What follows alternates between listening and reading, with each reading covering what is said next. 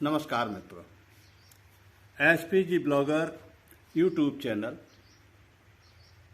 पर आप सभी मित्रों का हार्दिक रूप से स्वागत है। आज के वीडियो के इस भाग में गौड़ राजवंश की एक प्रमुख शाखा चंवर गौड़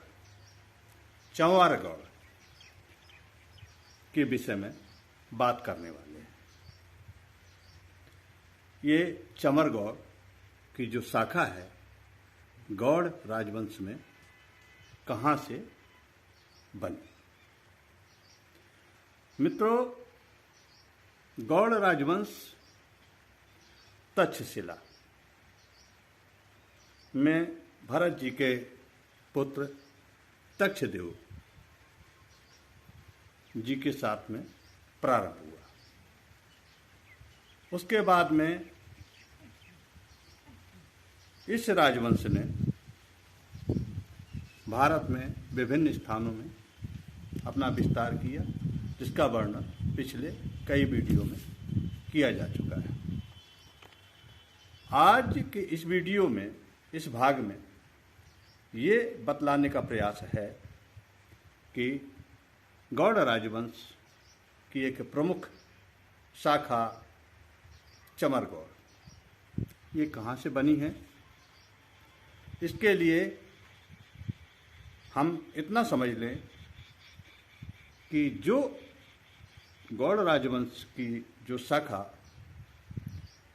बंगाल गई थी, बंगाल में जिसने अपना राज्य स्थापित किया था, अर्थात सिंहादित्य जी गौड़ महाराज के नेतृत्व में जो शाखा बंगाल पहुंची थी और वहां पर जाकर के कर्ण, सुमण, पुंडवर्धन, लखनावती, लक्ष्मणावती, बंगाल, बिहार, झारखंड से लेकर के और उड़ीसा के भुवनेश्वरम तक, छत्तीसगढ़ के सरगुजा तक, कामरूप, आसाम तक की सीमाएं जिस राजवंश ने विस्तारित की, उसी वंश को चंवर गौड़ कहा गया है। इसके विषय में थोड़ा आज कुछ विस्तार से चर्चा की जाने वाली है। मित्रों, गौड़ राजवंश में चंवर गौड़ एक शाखा है, जिसके विषय में बहुत कमेंट आ रहे हैं। सभी जानना चाहते हैं कि भाई, सबसे पहली बात, ये शाखा चंवर गौड़ ना होकर के इसका जो शुद्ध उच्चारण है वो है चंवर गौड़। चंवर एक उपाधि है।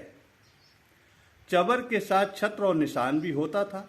साधारण राजाओं के साथ चंवर, छत्र, निशान आदि का सम्मान प्राप्त नहीं होता था। ये सम्मान राजाओं के राजा, जिन्हें महाराजाधिराज की उपाधि प्राप्त हो जाती थी, जिनके अंतर्गत बहुत से राजा अधिकृत होकर के सामंत के रूप में रहते थे, उस राजा को महाराजाधिराज कहा जाता था। और चंवर, छत्र, निशान आदि ये सम्मान के सूचक उपाधियां उन्हीं को प्राप्त होती थी, ऐसा समझा जा सकता है। चंवर पूजनी जो हमारी गौ माताएं हुआ करती थी, उनकी पूंछ से बना हुआ एक पंखा हुआ करता था, जिसको राजा के दोनों तरफ, उनके सिंहासन के दोनों तरफ अनुचर उनके सर के ऊपर झाला करते थे या डुलाया करते थे। ये उनके सम्मान का एक सूचक होता था। छत्र, ये एक छतरी नुमा रचना होती थी, जिसे एक अनुचर के द्वारा राजा के सर के ऊपर छाया की जाती थी। निशान, ये होता था राज चिन्ह। मित्रों, राजा के राज का जो राज चिन्ह होता था, उसको एक लट्ठे में बना करके बांधा जाता था, जिसे आगे आगे लेकर के चला जाता था। वह उस राज का राज चिन्ह होता था।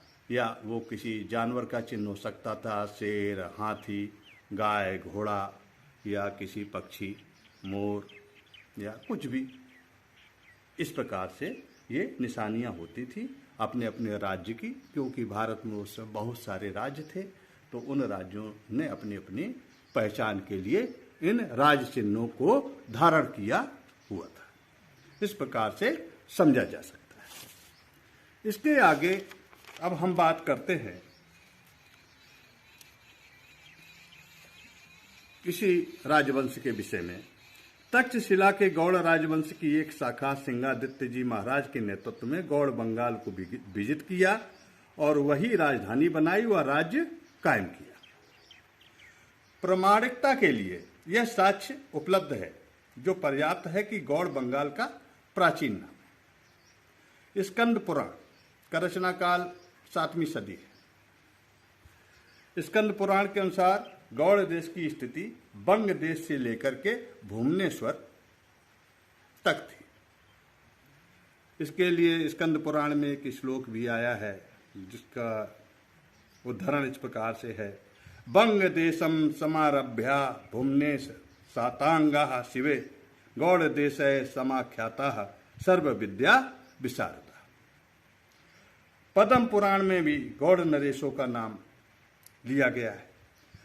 हरारा अभिलेख जो प्राप्त हुआ है 563 ईस्वी में गौड़ देश का उल्लेख हुआ है। मधाई नगर का जो ताम्रपत्र अभिलेख प्राप्त हुआ है उससे भी सूचना मिलती है कि गौड़ राज्य कलिंग तक विस्तारित था। नागभट्ट ने जो हर्षवर्धन कन्नौज के जो सम्राट हुए थे, उनके जो कवि थे, राजकवि थे, उन्होंने एक रचना की थी हर्षचर्य में गौड़ नरेश अपने जयनाग गौड़ शशांक गौड़ का वर्णन विस्तार से किया हुआ है। चीनी यात्री ह्वेनसांग ने भी अपने साहित्य में वर्णन किया हुआ है। ऐतिहासिक अभिलेख में कन्नौज शासक यशोवर्धन के समकालीन मगध सिंहासन पर गौड़ नरेश आरूढ़ थे, लेकिन हम चीनी यात्री ह्वेनसांग ने वर्णन जो किया है उसको थोड़ा सा जान लेते हैं। ह्वेनसांग ने लिखा है कि 602 से 625 ईस्वी के लगभग शशांक गौड़ की राजधानी कर्णसुवर्ण थी, जो सिंह भूमि झारखंड के अंतर्गत आती है। इससे पता चलता है कि गौड़ साम्राज्य बंगाल, पुंडवर्धन प्रदेश, मतलब बांग्लादेश में इस समय वो अब क्षेत्र है पूरा, मिदनापुर, मुर्शिदाबाद, मालदा, ये सब डिस्ट्रिक्ट हैं बंगाल के, सहित कामरूप, आसाम की बात करते हैं, छोटा नागपुर, पूरे झारखंड को छोटा नागपुर ही समझा जाता था, जिसमें सांथाल प्रदेश और पूरा ये जो एरिया था सिंहभूमि, मानभूम, पलामू वगैरह, ये पूरा का पूरा रक्सैल, ये सारा क्षेत्र ये जो झारखंड का है ये छोटा नागपुर के ही अधीन अंतर्गत आता था। उसको पूरे प्रदेश को छोटा नागपुर ही बोला जाता था पुराने समय में। मगध, बिहार, उड़ीसा के भुवनेश्वरम तथा छत्तीसगढ़ के सरगुजा जनपद तक विस्तारित था। ये जानकारी ह्वेनसांग ने अपने साहित्य में दी। इस प्रकार से हम समझ सकते हैं कि बंगाल में गौड़ राजवंश का एक फलता फूलता काफी बड़ा साम्राज्य था और वो राज्य स्वतंत्र रूप से था। इस प्रकार से ये सब प्रमाण इस बात को दर्शाते हैं कि बंगाल में गौड़ राजवंश की एक बड़ी सत्ता कायम रही। वह स्वतंत्र शासक के रूप में महाराजाधिराज की उपाधि उन्होंने धारण की, जो इस बात को सिद्ध करता है कि गौड़ शासक बंगाल में स्वतंत्र शासक के रूप में आचरण करते थे। इस प्रकार से हम समझ सकते हैं। महाराजाधिराज के साथ में चमर, छत्र, निशान आदि सभी उपाधियां धारण करने का अधिकार हुआ करता था। इसलिए राजवंशों में अति श्रेष्ठ कहलाने के लिए गौड़ के साथ चमर गौड़ भी जोड़ लिया गया। ये वहीं जोड़ा गया बंगाल में। चमर गौड़ जो शाखा बंगाल की शाखा थी जिसने वहां पर अपना राजवंश कायम किया था, अपना राज्य कायम किया था, उसी को चमर गौड़ कहा गया। अतः गौड़ राजवंश में बंगाल की शाखा चमर गौड़ कहलाई। जानकारी के लिए बात करते हैं, बंगाल के चमर गौड़ शाखा का राज चिन्ह भी सुरा नामक गाय की पूंछ का निशान था जो ध्वज पर अंकित था। उस क्षेत्र में सुरा गौएं प्रचुर रूप में उस इलाके में पाई जाती थी। एक और उदाहरण प्राप्त होता है, गौड़ देश के पड़ोस में एक वहीं झारखंड जो सिंह भूमि के पास में पंचेत राज था, छोटा नागपुर, सांथाल प्रदेश प्राचीन नाम, जहां पर कपिला गाय पाई जाती थी। अतः पंचेत राजवंश ने कपिला गाय की पूंछ को राज चिन्ह के रूप में स्वीकार किया, धारण किया हुआ था। ये सब ऐतिहासिक उल्लेख है, उस समय की परंपराएं रही थी। इन सब का उस समय बहुत बड़ा महत्व हुआ करता था। अब प्रश्न उठता है यहाँ पर कि चमर गौड़ शाखा बंगाल में थी, फिर राजस्थान, उत्तर प्रदेश आदि स्थानों पर कैसे पहुंची? तो इसके लिए हम थोड़ा सा समझते हैं। इस प्रश्न का उत्तर इस प्रकार से अभिलेखों से प्राप्त होता है। बंगाल में गौड़ राजवंश महाराज शशांक गौड़ के समय ईसा 625 के आसपास उन्नति के चरम पर था। उस समय कन्नौज का मौखरी वंश, हर्षवर्धन का पुष्पभूति अर्थात जाट वंश, आसाम कामरूप का ये भास्कर बर्वन वाला ये राजवंश आदि में भयंकर संघर्ष छिड़ जाने के कारण बंगाल में गौड़ राजवंश की स्थिति काफी डामाडोल हो गई थी, या होने के कारण बंगाल से एक शाखा सीताराम जी गौड़ के नेतृत्व में मारवाड़ राजस्थान पहुंच गई 7वीं सदी में लगभग, ऐसा उल्लेख से पता चलता है। इसी शाखा की आगामी पीढ़ियों में 8वीं सदी के अंत में लगभग राजा मदन चंद के पुत्र बाहरदेव व नाहरदेव उत्तर प्रदेश के ब्रह्मावर्त क्षेत्र पहुंचे। फिर परिहार सम्राट वत्सराज नागभट्ट द्वितीय जो कन्नौज के शासक थे, उनसे नार व काल्पी के परगना जागीर के रूप में प्राप्त कर कन्नौज साम्राज्य के सामंत बने, ऐसा उल्लेख अभिलेखों से प्राप्त होता है। वह नार काल्पी में राज्य स्थापित किया।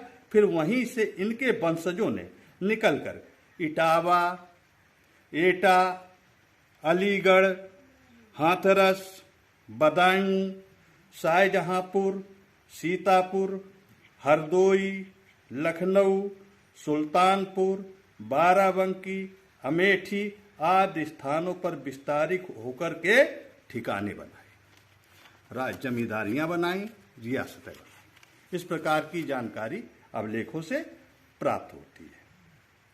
अजमेर में केकड़ी, जूनिया, सरवाड़, मारौट, खंडवा के घाटा खेरी आदि स्थानों पर भी यहीं से निकल करके गौड़ छत्री गए, चमर गौड़ गए। इस प्रकार की जानकारी हमें गौड़ वंशावली अभिलेख से प्राप्त होती है।